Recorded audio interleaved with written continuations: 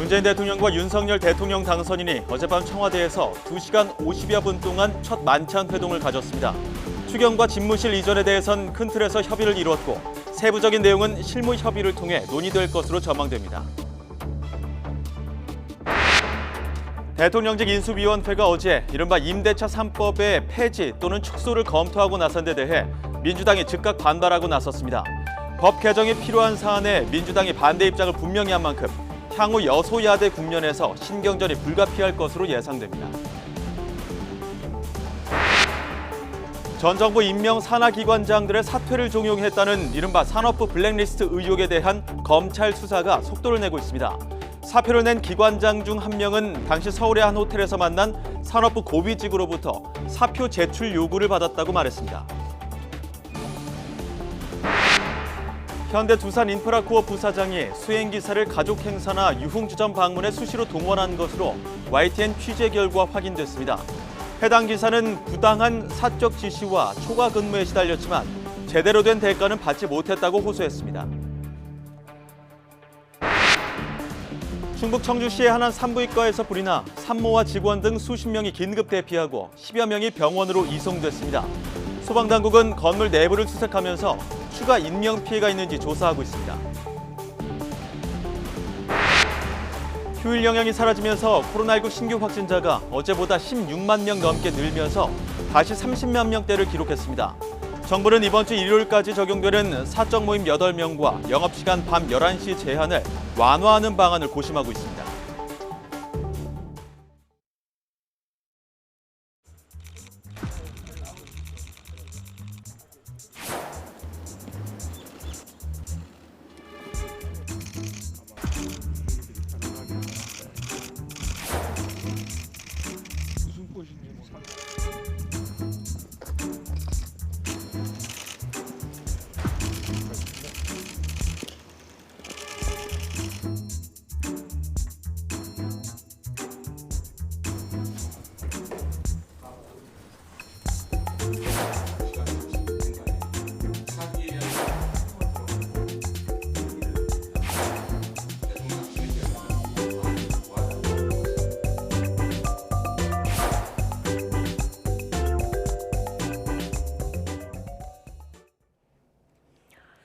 네, 어제 문재인 대통령과 윤석열 당선인이 2시간 51분의 긴 회동을 가졌습니다. 집무실 이전과 추경 등 이견을 빚던 사안은 실무진의 몫으로 이제 넘어가게 됐는데요.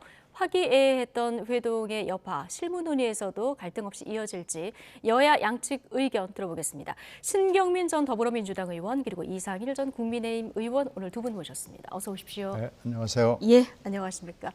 역대 대통령과 당선인의 만남 중에 가장 늦었지만 또 가장 길게 만났습니다. 어제 비빔밥에 화합주는 또 레드와인이다, 화기애애다 이런 소식이 전해지고 있는데요. 어제 문재인 대통령이 집무실 아래까지 직접 나와서 이렇게 마중을 했어요. 네네. 예, 어떻게 보셨습니까? 프로토콜상으로 굉장히 좀 이례적이라고는 볼 수 있죠. 네. 늦게 만났으니까 길게 만나고 프로토콜도 굉장히 기분 좋게 네. 한 그런 흔적이 보이고요. 예. 메뉴에서도 여러 가지 흔적이 보입니다. 그런 건 어떻게 보면 탁현민 비서관의 장기죠. 아주 잘 준비가 돼서 예. 일단은 형식적으로는 굉장히 기분 좋은 만남으로 포장이 잘 됐습니다. 알겠습니다. 탁현민 비서관 그동안 인수위하고 좀 각을 세우는 발언도 했는데 어제는 좀 잘 준비를 한 것 같다 이런 점을 네. 좀 얘기를 해주셨고요. 자, 당선인의 분홍색 넥타이도 좀 눈에 띄더라고요. 예, 어제 그 첫 만남인 만큼 좀 분위기 충분했다고 보십니까? 일단 분위기는 발표대로 화기애애했던 건 틀림없는 것 같고요. 당선인의 분홍색 넥타이, 글쎄 이제 봄이 왔기 때문에 그런 뜻도 있고 협치의 상징, 협치를 하려고 했던 그런 노력도 있는 거죠. 예.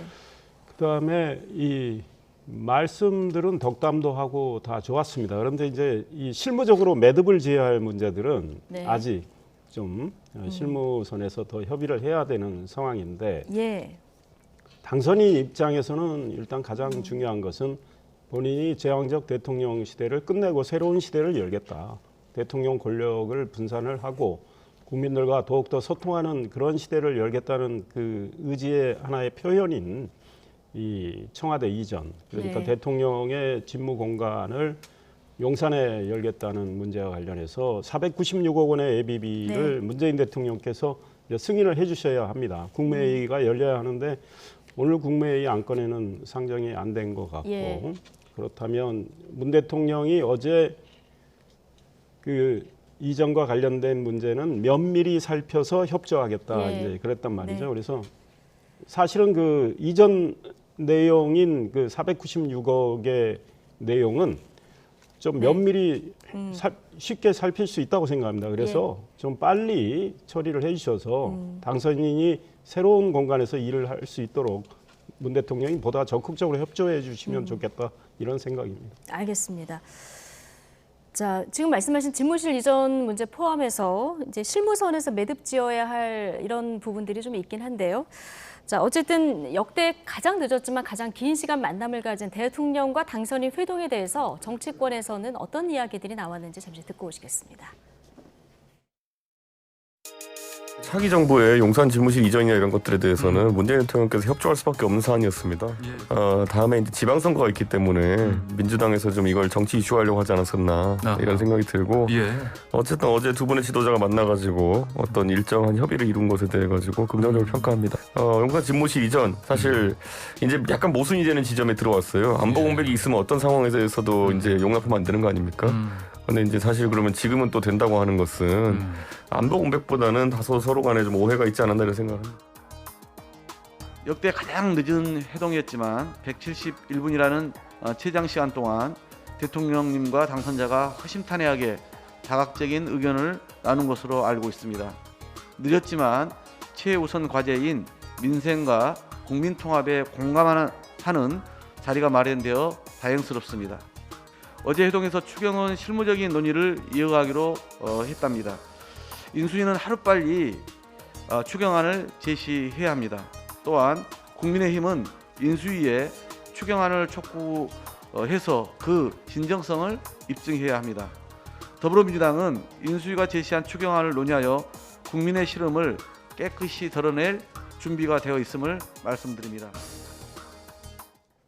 네. 자, 앞으로 이철희 정무수석 그리고 장제원 비서실장 이 두 분의 실무 회동에서 추경이라던가 지금 얘기 나온 집무실 이전 문제들이 이제 더 논의가 돼야 될 텐데요. 집무실 이전 예산 예비비 얘기를 하셨으니까요. 오늘 국무회의에 집무실 이전 예비비는 뭐 물리적으로 상정되기는 좀 힘든 이런 상황이고요. 뭐 그건 꼭 화요일 국무회의만 통과해야 되는 건 아니고요. 예. 임시 국무회의는 언제든지 가능하기 때문에 오늘 국무회의에 상정되지 않았다라는 것은 저는 큰 의미가 없다고 봅니다. 다만 어저께 장제원 비서실장의 브리핑 중에서 이 얘기를 가지고 서로 지금 여야가 방점을 다른 데 찍고 있어요. 네. 협조하겠다의 방점을 찍는 야당 측 견해와 예산을 면밀히 살펴의 방점을 찍는 여당 측 시각이 지금 대립하고 있는데 이 얘기는 그러니까 어저께 분명히 이 얘기를 한 건 조건제를 단 겁니다. 예산을 면밀히 살피겠다. 면밀히라는 수식어가 또 들어가 있고 방점이 좀 달랐다고 보시는 거군요. 지금 서로 방점이 좀 다른데요. 예. 어저께 브리핑을 할 당시에 장제원 비서실장도 오늘 국무회의에 올라가는 분위기는 아니다라고 분명히 얘기를 했습니다. 그러니까 임시 국무회의나 아니면 다음 국무회의나 또 어떤 특별한 계기를 맞을 텐데요. 면밀히 일단 살펴보고요. 그리고 또 하나는 어저께 안보 상황 얘기를 많이 했을 텐데 안보 상황에 방점이 찍혀 있죠. 안보 상황에서 특별한 문제가 없다면이라는 것이 행간에 깔려 있기 때문에 이건 오늘 뭔가 확 분위기를 바꿔서 그럼 가자 이런 분위기는 아닙니다. 이게 지금 고하는 분위기가 아니에요. 아, 그렇군요. 면밀히 살펴 이 부분을 좀 그렇죠. 그 더 방점을 찍어서 봐야 된다. 대목을 잘 좀 특정을 해서 예. 보면 문 대통령의 걱정이 있는 겁니다.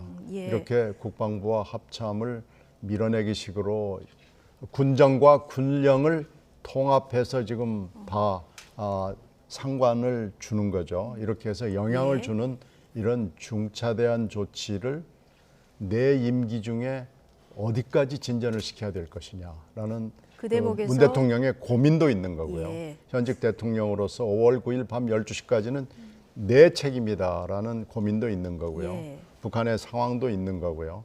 그렇게 따져보면은 당장 오늘은 물론 아니고 조금 더 시간이 필요하지 않을까, 그리고 단서가 붙지 않을까 하는 생각이 듭니다. 조금 더 시간이 필요할 것이다 이렇게 보셨는데 오늘 윤여정 원내대표도 안보 우려만 해소된다면이라는 전제를 달고 집무실 이전에 이의제기 없다 이렇게 얘기를 해서요. 면밀히 살펴본다. 이 안보 문제에 관련해서 조금 더 설득의 과정이 필요할 것 같습니다. 일단 안보와 관련해서는 어제 두 분이 안보 상황이 발생할 경우는 이제 일단 5월 9일까지는 문 대통령 책임이지만 당선인도 적극 협조를 해서 아주 철두철미하게 대처하자는 그런 말씀이 있었고 네. 이 이사를 하는 과정에서 안보 상황이 발생했을 때 지금 문재인 대통령이 대처를 못할까요? 청와대 벙커에서 합참의장, 국방부 장관, 차관 다 불러서 저는 대처할 수 있다고 생각합니다. 이사는 이사고 합참 쪽에서 국회에 이야기를 했죠. 이사를 하더라도 안보 대처에는 문제 없다, 제한이 없다 이런 이야기를 했고 대장을 비롯한 장성 출신 천여 명도 그 국방부가 옆에 있는 합참 건물로 가는데 합참이 거기서 막 움직이는 건 아닙니다. 합참은 그대로 있습니다. 한미연합사가 원래 들어가려고 했던 공간, 그 빈 공간에 국방부가 이사하는 겁니다. 그런데 합참이 또 딴 데 이동하는 것도 아니고 예. 그래서 안보 태세에는 큰 문제가 없다고 생각이 되고 이미 합참도 그런 입장을 냈기 때문에 문재인 대통령께서 보다 적극적인 의지를 갖고 계신다면 예. 이 예산은 비교적 간단한 예산이거든요. 합참이 국방부로 가는데 들어가는 비용 아마 120억 정도 되고 국방부 그 시설을 대통령 집무 공간으로 이제 개조하는 비용 그게 아마 200 얼마 들고요. 250억 정도 든다는 거고 경호처가 이제 생겨야 되는 그 비용이 99억. 한남동의 육참총장 관저를 리모델링하는 비용 25억. 예. 이 예비비의 구성은 네 가지입니다. 이거를 면밀히 살피는 건 좋은데 언제까지 면밀히 살필 건가? 당선인 입장에서는 이런 거죠. 그러니까 면밀히 살펴주시되 속도를 좀 내주시면 되고 이미 지난 일주일 동안 이 예산을 면밀히 살펴도 저는 그 살피는 건 끝났다고 생각을 합니다. 그래서 이제 그 당선인이 새로운 시대를 열어서 새로운 공간에서 일하겠다는 그 뜻을 좀 더 존중해 주시는 그런 판단이 나오기를 기대합니다. 네. 근데 지금 안보 관련해서 당선인 측에서는 다 검토하고 문제가 없다. 자, 이렇게 얘기를 하셨는데 안보 전문가들 견해도 지금 둘로 갈리는 이런 상황이라서요. 글쎄 지금 정확하게 그걸 알 수는 없을 거예요. 그게 지금 전문가들 견해도 달려 있지만 네. 완전히 갈려 있죠. 반반이라고도 갈린다고도 볼 수 있고, 그 우리들의 그 많은 사람들이 지금 군 경험이 있고, 특히 남자들 경우에는 국방의 의무 때문에 거의 대부분이 군대 경험이 있거든요. 그래서 그 경험을 가진 많은 유권자들, 특히 여성들도 안보 문제에 관심을 가진 분들은 군대에 대한 이해가 좀 있습니다. 그래서 더군다나 요새 IT 시대이기 때문에 IT의 경험들을 다 남녀노소 불문해서 다 가지고 있어서 과연 이것이 그냥 플러그만 뽑으면 갈아 끼면 된다. 서버는 다른 곳에 있고 플러그만 가서 몇 개 이렇게 갈아 끼면 된다고 설명하는 거에 대해서 그래 그러면 되는 거지라고 하기는 굉장히 어려워요. 아니 저는 방송사에서 이 새로운 디지털을 도입하는 문제에 좀 관여를 해본 적이 있고요. 그리고 국회에서도 가가지고 그 당시에 해킹 문제가 있어서 과방위 위원으로서 들여다본 적이 있는데요. 이게 그렇게 간단치 않습니다. 서로 호환을 하고 인터페이스를 해줘야 되고 뭐 이런 문제가 또 안정화의 기간이라는 게 굉장히 많은 시간이 아닙니다. 시일이 몇 주가 될지 모르는 시일이 필요하거든요. 그래서 이렇게 그냥 뭐 분초 단위로 플러그만 탁 갈아 끼면 된다라는 설명에 대해서 동의할 수 지금 없다. 아무도 동의할 수가 없습니다. 그래서 이 부분에 대해서 이렇게 간단하게 더군다나 지금 4월이라는 건 한반도 안보 상황에서 항상 3, 4월은 불안한 시기입니다. 그런데 이 시기에 집을 다 이사를 한다. 그것도 군정과 군령을 통괄하는 부서를 이사를 한다. 예. 그거에 대해서 이렇게 국민들이 네. 그래 좋은 생각이야 이렇게 얘기하기는 힘들 겁니다. 예. 일단 자, 이상일 전 의원님. 네. 용산 집무실 이전 관련해서 지금 찬반을 물어보면 국민 여론이 지금은 반대가 높고요. 이 반대 여론이 높다 보니까 윤 당선인의 국정수행 전망이라던가 아니면 차기 정부에 대한 기대감 수치를 좀 끌어내리고 있는 이런 모습이거든요. 네. 자, 그렇다고 하면은 정책 결정할 때 이런 여론을 조금 고려해야 되는 건 아닌지 어떻게 보십니까? 그러니까 윤석열 당선인이 이미 이걸 공약으로 내놓을 때부터 5월 10일 현 청와대에는 안 들어가고 새로운 집무 공간에서 일을 하겠다. 근데 예. 그때는 이제 광화문 청사를 이야기했던 거고 막상 당선되고 나서 이걸 연구를 해보니 광화문은 정말 국민들께 많은 불편을 드릴 것 같으니까 이제 국방부를 대안으로 생각을 했던 상황이고요. 이 과정에서 국민들께 뭐 당선인이 직접 설명을 했지만 국민의 의견을 좀 더 듣고 이런 거는 사실은 부족했죠. 예. 그런데 일단 시간 제약 때문에 그런 거죠. 5월 10일 정말 새로운 대통령의 어떤 문화 그런 상을 정립을 해서 보여드리겠다. 그리고 국민들과 더 소통을 하겠다. 이제 이런 차원에서 이야기를 한 거고 청와대를 돌려드림으로 인해서 생기는 그 사회적 효용은 사실은 돈으로 환산하기 어려운 측면도 있거든요. 예. 당장 이제 이사를 하는 데 대한 비용만 문제가 되고 있는데 그래서 우리 국민들께 이런 면은 좀 더 설득을 해야 된다고 생각을 하고 이 안보와 관련해서는 저는 냉철하게 현 정부의 공식 기관이 합참이 사실은 군령을 다루는 기관입니다. 그러니까 국방부가 군령 군정을 다 하는 게 아니에요. 네. 근데 합참이 공식 기관이 안보에 제한이 없다. 안보 공백 없다. 이걸 인정을 해줘야 된다. 그다음에 안보 상황이 발생했을 때 어떻게 대처하는지 그 안보 메커니즘을 구체적으로 이야기해 주면서 공백이 있다고 이야기해야 되는데 예. 그냥 이사하니까 안보 공백 있다. 이렇게 계속 지금 현 청와대하고 현 민주당이 하니까 국민의 불안감이 저는 좀 커지고 있는 차원에서 여론에 영향을 미치고 있다. 그래서 냉철하게 안보 메커니즘이 어떻고 어떤 상황이 발생했을 때 합참은 어떻게 대처하는지 이런 걸 이야기를 더 지금 해주시는 게 좋겠다 이런 생각이 듭니다. 알겠습니다. 어제 회동이 있었지만 집무실 이전 관련해서는 앞으로도 좀 공방이 계속될 것 같은 이런 느낌이고요. 자, 오늘 인수위 업무보고 마지막 날인데요. 법무부 업무보고가 한 차례 연기됐다가 오늘 잠시 뒤면은 3시 반부터 시작될 예정입니다. 수사 지휘권을 폐지하겠다. 이게 윤석열 당선인의 공약인데요. 네. 박범계 법무부 장관 반기를 바로 들지 않았습니까? 오늘도 뭐 이 입장에서 변화는 없겠죠? 글쎄 이게 지금 뭐 갑자기 나온 얘기는 아니고요. 예. 수사지휘권 문제가 윤 당선인이 그 지난 2020년, 21년 동안에 겪은 일로 해서 반드시 나올 수밖에 없는 일이다라고 짐작은 했죠. 근데 이게 지금 이 수사지휘권이라는 게 역대 지금 3번인가 지금 돼 있는 거죠.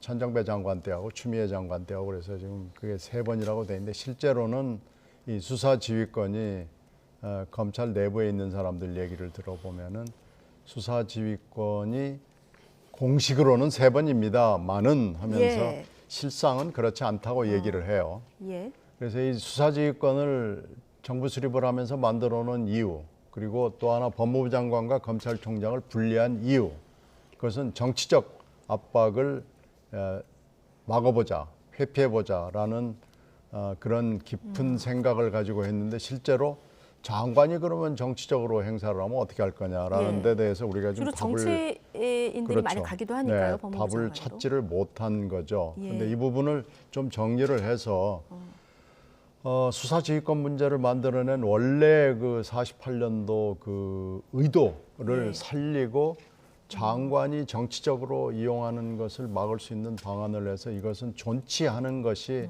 사실은 현재의 검찰의 구조상으로 봐서는 맞을 겁니다. 예. 근데 지금 이 얘기가 이렇게 된 것은 최근에 이 검찰총장이 윤 당선인이 돼버린데 지금 문제가 있는 거거든요. 이건 전혀 예상하지 못했던 거니까 요즘 우리가 감정이나 최근에 이런 걸 빼고 한번 자세히 들여다보면서 이것도 예. 어떻게 할 것이냐라는 걸 좀 진지하게 논의를 할 필요가 있는 대목입니다. 예. 수사지휘권 있어야 한다. 이게 민주당의 입장이고요. 민주적인 통제 필요하다. 이런 논거를 들고 있는데요. 민주당은 민주적 통제를 핑계로 추미애 장관이 몇 번 썼습니까? 과거에 딱 한 번 쓴 걸 추미애 장관은 서너 번 썼어요. 박범계 장관도 쓰고 일본도 장관의 수사 지휘권이 있는데 지금까지 단 한 번도 안 쓰고 있습니다. 왜 그럽니까? 검찰의 정치적 중립과 수사의 독립을 철저히 보장하기 때문에 개입할 이유가 없는 겁니다. 그런데 우리도 과거에 장관이 쓰고 사퇴를 했어요. 그거는 최소한의 관여를 하겠다는 거죠. 검찰의 권력이 입김을 행사하지 않겠다는 겁니다. 그렇다면 민주당은 검찰 개혁을 늘 강조하는데 과거 검찰이 수사권을 남용을 해서 소위 인권에 피해도 주고 이렇게 했던 그 역사가 있습니다. 흑역사가 있고 그거를 개선하기 위해서 검경수사권 조정도 했고 예. 검찰의 이 수사 관행도 많이 개선을 했고 윤석열 검찰총장 시절에 그거 개선 많이 했고 그와 관련해서 추미애 법무부 장관이 사이도 나쁘지만 그 수사 관행과 관련해서 개선하라고 했던 것도 거의 수용을 했어요. 그런데 검찰 개혁의 더 중요한 핵심이 검찰의 중립성과 수사의 독립성 보장입니다. 그런데 그걸 현 정부가 깼기 때문에 안 했기 때문에 오늘의 윤석열 대통령 당선인이 나온 거 아니겠습니까? 예. 조국 전 법무부 장관 가족 사태와 관련해서 윤석열 검찰이 제대로 수사하려고 하는데 그거 덮으려고 얼마나 권력이 핍박을 하고 압박을 가했습니까? 그걸 우리 국민들이 다 보고 그거에 굴하지 않고 버틴 윤석열 당선인을 응원해서 오늘의 윤석열 대통령 당선인이 탄생을 했고 윤석열 당선인은 본인이 그런 걸 당했기 때문에 대통령이 되면 결단코 검찰의 정치적 영향력을 행사하지 않겠다. 검찰은 검찰대로 제1을 해서 국민을 위한 검찰로 거듭나도록 하겠다는 게 윤석열 당선인의 생각입니다. 예, 알겠습니다. 검찰개혁, 제19 감싸기를 못하게 하는데 방점을 찍느냐, 수사 독립성을 보장하는 데 방점을 찍느냐, 이 두 가지 목소리가 계속 나오고 있는 상황인데 자, 이런가 하면 산업부 블랙리스트 관련한 검찰의 압수수색을 놓고도 지금 여야 공방이 벌어지고 있습니다. 정치권 목소리 잠시 듣고 오시죠. 이렇게 할 수 있는 것을 무려 3년 2개월이나 시간을 끌어왔다는 점에 어처구니가 없습니다. 민주당 3선 현역 의원인 박범계 법무부 장관은 산업부에 대한 압수수색 사실을 보고받고는 참 빠른 내라고 말했다고 합니다. 그간 인사존행을 저지르면서 검찰 수사를 원천 봉쇄해왔는데 정권 교체와 함께 검찰이 움직이자 당황스럽고 불쾌한 속마음을 드러내어 놓은 것이 아닌가 하는 짐작이 됩니다. 네, 이미 3년 전에 수사를 해서 혐의가 없어서 덮어놨던 것입니다. 그런데 갑자기 이게 새 정부가 들어서기도 전에 압수수색을 하고 강제 수사를 시작한 것에 대해서 저희는 상당히 우려하지 않을 수 없습니다. 이것이 이제 이 검찰공화국으로 가는 그런 이 신호탄 아닌가라고 하는 이 우려가 있습니다. 이 과거 정권에 대한 일종의 정치보복성 수사를 벌써 시작하는 것이 아닌가라고 생각하는데요. 자, 산업부 블랙리스트 의혹 관련한 검찰 압수수색이 어제 대대적으로 있었고요.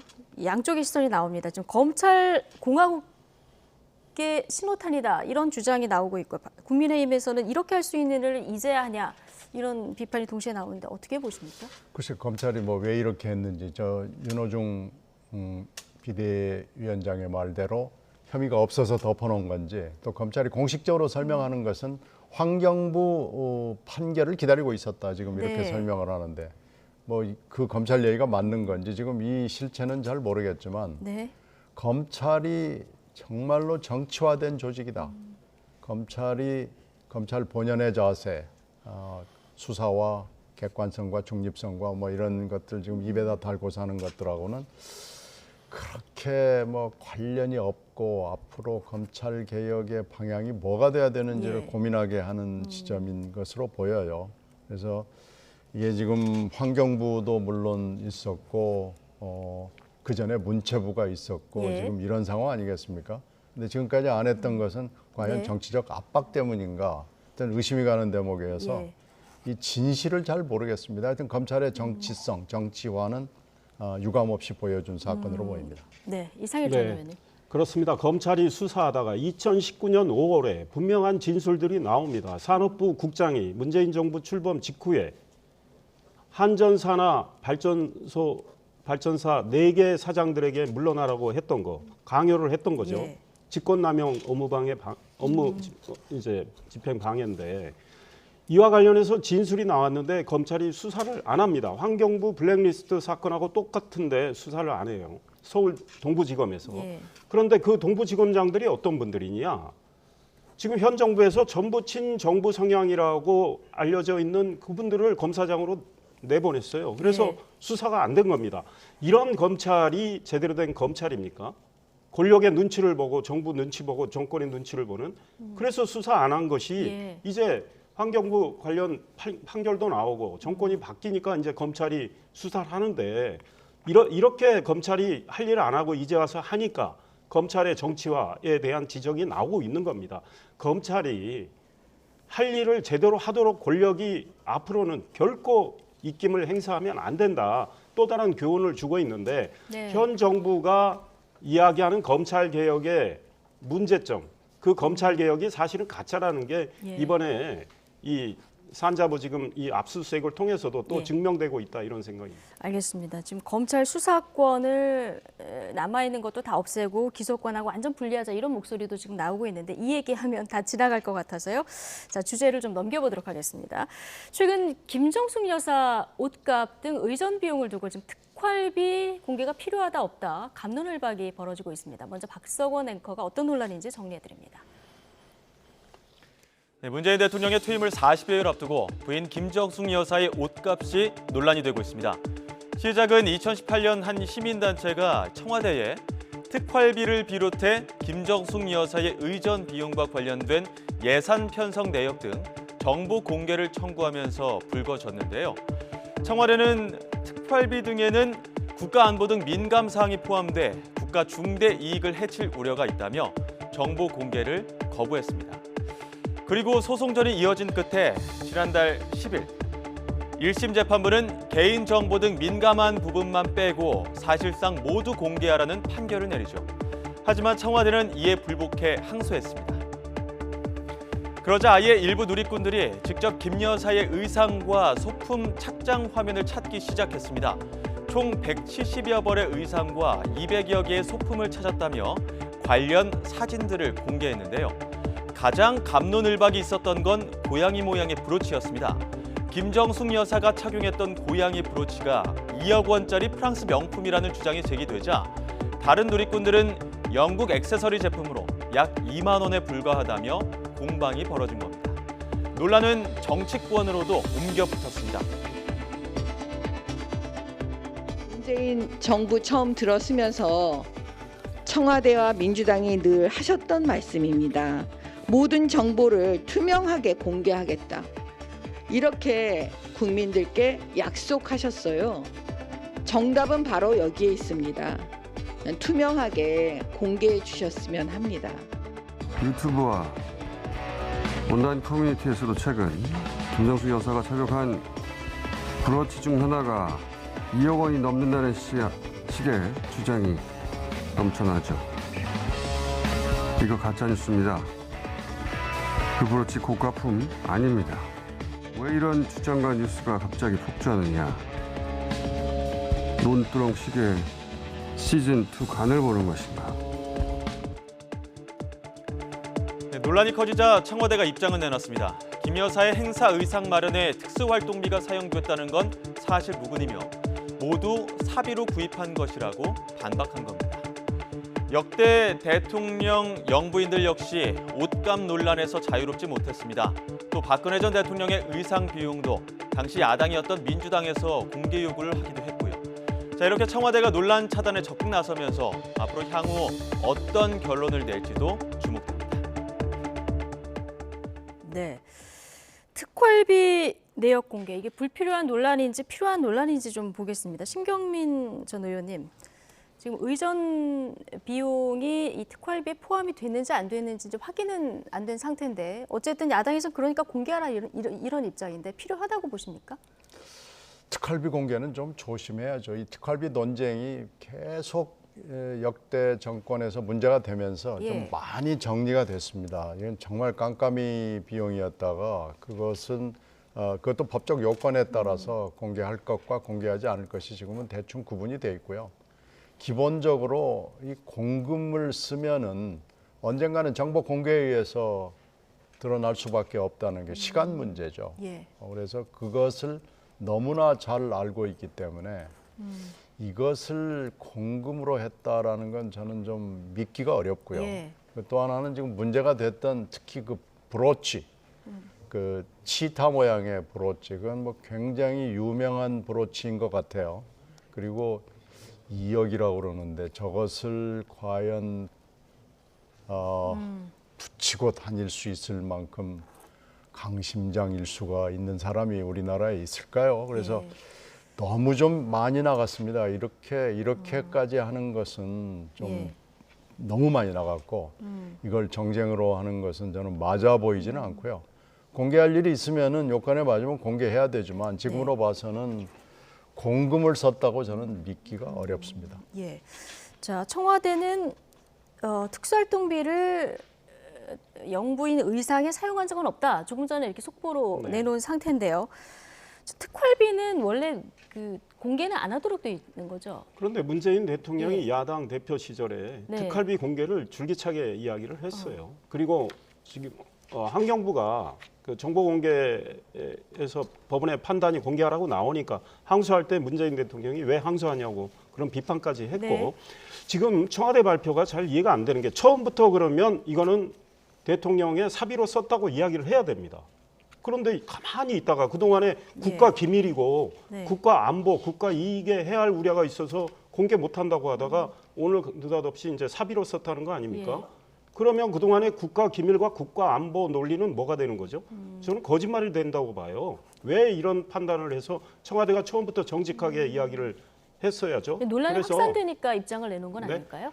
아니 그러니까 이에 대한 궁금증이 처음에 증폭이 됐고 법원의 판단이 나온 거 아닙니까? 그럼 예. 법원이 공개하라고 했을 때 사실은 이거는 사비로 썼고 제가 보기엔 사비로 썼어도 어떤 건 공개할 필요도 있다고 생각을 합니다.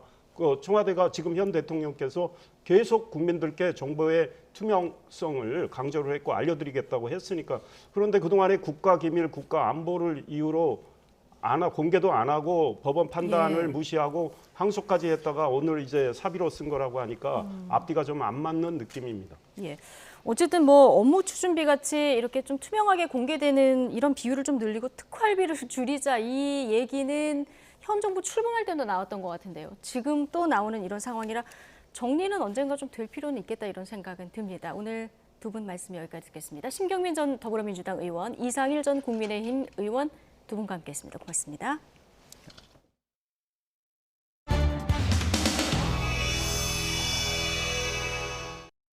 네, 저 외교부 장관님께 묻겠습니다. 대한민국 국회가 젤렌스키 우크라이나 대통령을 초청해서 국회 연설을 들어라 하고 어느 국민이 청원을 했답니다. 그래서 여쭤보는데 만일 이걸 추진한다고 했을 때 외교부로서 어떤 의견이 있으십니까? 전혀 없습니다.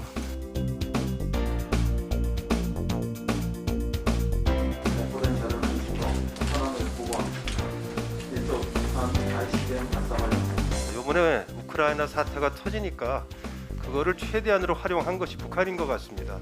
북한의 ICBM 발사가 우리에 대한 적대 행위입니까 아닙니까? 우리 한반도의 안보를 심각하게 위협하는 적대 행위입니까? 글쎄요, 그것이 우리에 대한 장관님이 여기에 대한 명백한 답변을 지금 피하는 건데 대화를 통해서 유화적 자세를 계속 취하면 일시적인 평화는 보장이 될 것입니다. 그러나 문서로 된 협약서는 아무리 만들어봐야 그것을 상대방이 깨뜨리는 순간 다 쓸모가 없어진다는 것을 우리는 바로 오늘날 우크라이나 사태에서 다시 한 번 더 목격하고 있습니다. 지난 대선 과정 속에서 윤석열 당시 후보가 선제 타격, 정권을 잡으면 북한의 버르장머리를 건치겠다.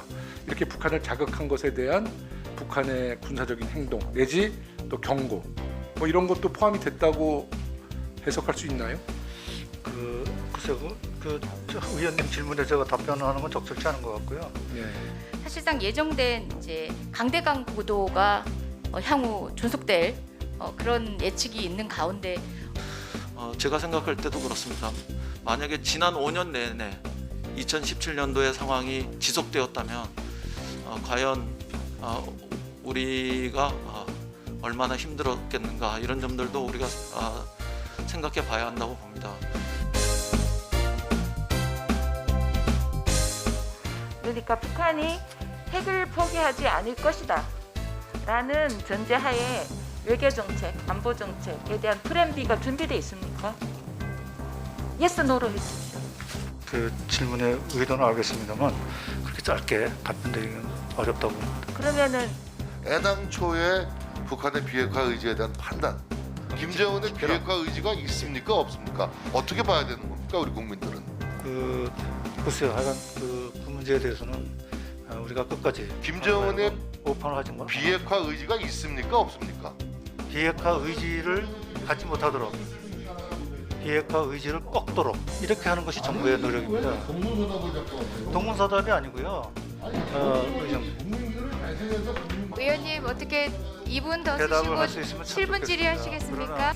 글쎄, 아니 부의장님 그렇게 예. 단순하게 예스 노로만 대답할 수 있으면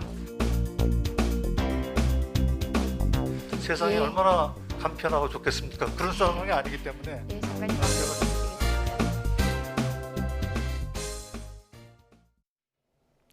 연일 맑고 포근한 날씨가 이어지고 있습니다. 따스한 봄볕 아래 오늘 서울 기온이 15.5도까지 올랐는데요. 내일도 16도까지 올라서 오늘만큼 포근하겠습니다. 다만 내일은 하늘빛이 흐린 가운데 아침에 제주도를 시작으로 오후에는 충청 이남에, 밤에는 전국 곳곳에 봄비가 내리겠습니다. 모레 오전까지 강원 영동과 제주도에 최고 20mm, 그 밖에 내륙에는 5mm 안팎의 비가 조금 내리겠고요. 기온이 낮은 강원 산간에는 최고 5cm의 눈이 내려 쌓이겠습니다. 내일도 일교차 큰 날씨가 이어집니다. 내일 서울과 광주의 아침 기온 7도, 대전은 5도로 오늘보다 2에서 5도가량 높겠습니다.